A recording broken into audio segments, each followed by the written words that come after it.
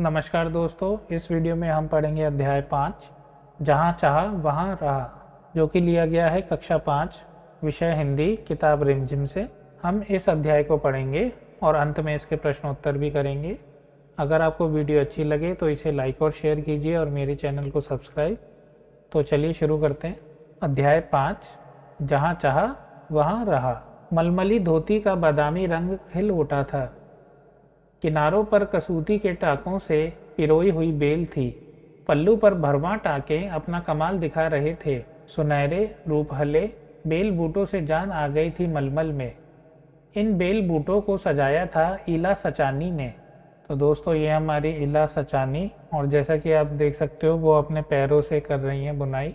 26 साल की इला गुजरात के सूरत जिले में रहती हैं।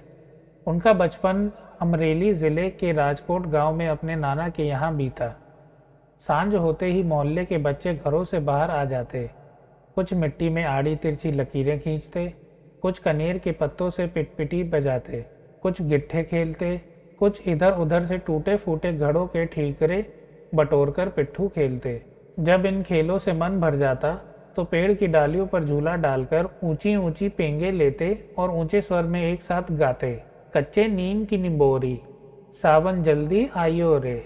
इला गाने में तो उनका साथ देती, पर उनके साथ पेंगे नहीं ले पाती।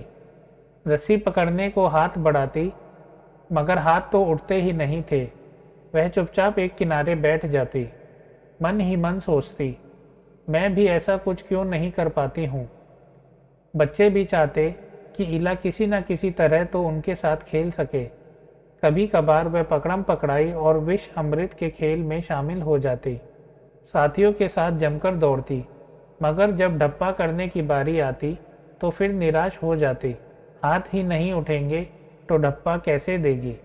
वह बहुत कोशिश करती, पर उसके हाथों ने तो जैसे उसका साथ न देने की ठान रखी हो। इला ने अपने हाथों की इस जिद को एक चुनौती माना। उसने वह सब अपने पैरों से करना सीखा जो हम हाथों से करते हैं। दाल भात खाना, दूसरों के बाल बनाना, फर्श बुहारना, कपड़े धोना, तरकारी काटना, यहाँ तक कि तख्ती पर लिखना भी। उसने एक स्कूल में दाखिला ले लिया। दाखिला मिलने में भी उसे परेशानी हुई। कहीं तो उसकी सुरक्षा को लेकर चिंता थी, कहीं उसके काम करने की गति को लेकर। किसी काम को तो वह इतनी फुर्ती से कर जाती कि देखने वाले दंग रह जाते, पर किसी किसी काम में थोड़ी बहुत परेशानी तो आती ही थी। वह परेशानियों के आगे घुटने टेकने वाली नहीं थी। उसने 10वीं कक्षा तक पढ़ाई की। वह 10वीं की परीक्षा पास नहीं कर पाई।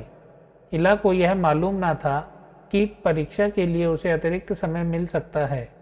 उसे ऐसे व्यक्ति की सुविधा भी मिल सकती थी जो परीक्षा में उसके लिए लिखने का काम कर सके। यह जानकारी इला को समय रहते मिल जाती तो कितना अच्छा रहता। उसे इस बात का दुख है, पर यहाँ आकर सब कुछ खत्म तो नहीं हो जाता ना। उसकी माँ और दादी कशीदाकारी करती थीं। वह उन्हें सुई में रेशम पिरोने से लेकर बूटियाँ उकेरते हुए देखती। ना जाने कब उसने कशीदाकारी करने की ठान ली। यहाँ भी उसने अपने पैर के अंगूठों का सहारा लिया। दोनों अंगूठों के बीच सुई थामकर कच्चा रेशम पिरोना कोई आसान काम नहीं था, पर कहते हैं ना, जहाँ चाहा वहाँ रहा। उसके विश्वास और धैर्य ने कुदरत को भी झुठला दिया। 15-16 साल की होते होते इला कठियावाड़ी कशीदाकारी में माहिर हो चुकी थी। किस वस्त्र पर किस तरह के नमूने बनाए जाएं, कौन से रंगों से नमूना खिल उठेगा और टाँके कौन से लगें, यह सब वह समझ गई थी। एक समय ऐसा भी आया, अब उसके द्वारा काढ़े गए परिधानों की प्रदर्शनी लगी। इन परिधानों में कठियावाड़ के साथ साथ लखनऊ और बंगाल भी झलक रहा था। इला ने कठियावाड़ी टाँकों के साथ साथ और कई टाँके भी इस्तेमाल किए थे। पत्तियों को चिकनकारी से सजाया था, डंडियों को कांथा से उभारा था, पशु पक्षियों की ज्यामितीय आकृतियों को कसूती और जंजीर से उठा रखा था। पारंपरिक डिजाइनों में यह नवीनता सभी को बहुत भाई। इला के पाँव अब रुकते नहीं हैं। आंखों में चमक, होंठों पर मुस्कान और अनूठा विश्वास लिए वह सुनहरी रूपहली बूटियाँ उकेरते थकती नहीं है। तो दोस्तों, यहाँ हमारा अध्याय समाप्त होता है। अब हम करते हैं इसके प्रश्न उत्तर। जहाँ चाहा वहाँ रहा। प्रश्न 1, इला या इला जैसी कोई लड़की यदि तुम्हारी कक्षा में दाखिला लेती तो तुम्हारे मन में कौन कौन से प्रश्न उठते? उत्तर: इला या इला जैसी कोई लड़की यदि मेरी कक्षा में दाखिला लेती तो मेरे मन में तरह तरह के प्रश्न उठते, जैसे वह कपड़े कैसे पहनती होगी, वह कैसे खाती होगी, वह अपना गृह कार्य कैसे करती होगी, वह अपने बाल कैसे संवारती होगी, कहीं खुजली होने पर वह कैसे खुजलाती होगी। प्रश्न 2, इस लेख को पढ़ने के बाद क्या तुम्हारी सोच में कुछ बदलाव आए?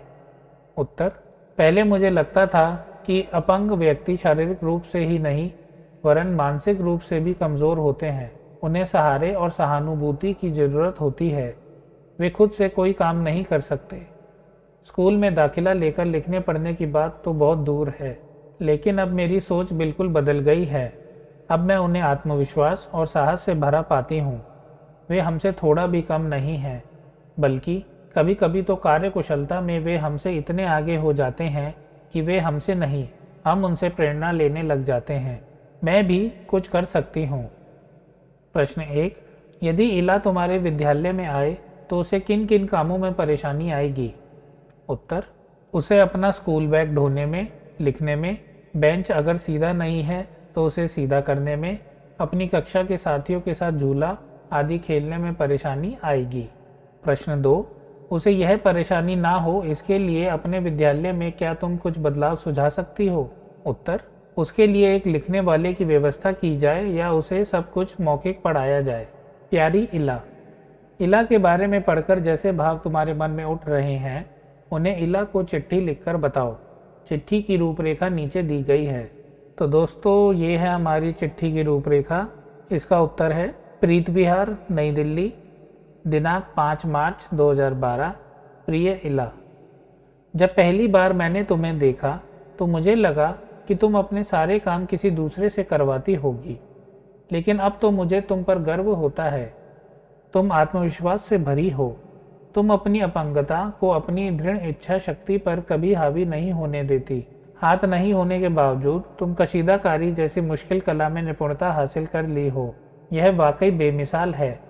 हम हाथ वाले भी ऐसा काम नहीं कर पाते। तुम मेरे लिए ही नहीं, सबके लिए प्रेरणा की स्रोत हो। भगवान तुम्हारे आत्मविश्वास और दृढ़ इच्छा शक्ति को बनाए रखे और तुम सफलता पर सफलता हासिल करती जाओ। इन्हीं कामनाओं के साथ तुम्हारा, तुम्हारी सुरभि, या मैं कहूँ NCERT ट्यूटर, या कहूँ वैभव। तो आप सुरभि की जगह अपना नाम लिख सकते हैं और दिनांक आज की डाल सकते हैं, क्योंकि अब साल शुरू हो चुका है 2024। सवाल हमारे, जवाब तुम्हारे। इला को लेकर स्कूल वाले चिंतित क्यों थे?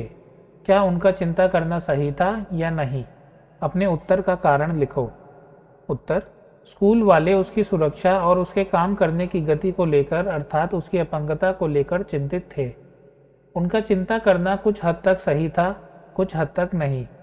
जहाँ तक उसकी सुरक्षा संबंधी चिंता थी वह तो सही था, लेकिन उसकी अपंगता को लेकर चिंतित होना सही नहीं था, क्योंकि इला कोई भी काम इतनी फुर्ती से करती थी कि देखने वाले दंग रह जाते थे। प्रश्न 2, इला की कशीदाकारी में खास बात क्या थी? उत्तर: इला की कशीदाकारी में कठियावाड़ के साथ साथ लखनऊ और बंगाल की भी झलक थी। उसने कठियावाड़ी टाँकों के साथ साथ और कई टाँके भी इस्तेमाल किए थे। पत्तियों को चिकनकारी से सजाया था, डंडियों को कांथा से उभारा था, पशु पक्षियों की ज्यामितीय आकृतियों को कसूती और जंजीर से उठा रखा था। प्रश्न 3, सही के आगे सही का चिन्ह लगाओ।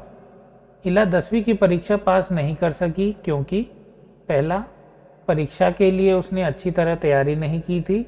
दूसरा, वह परीक्षा पास करना नहीं चाहती थी।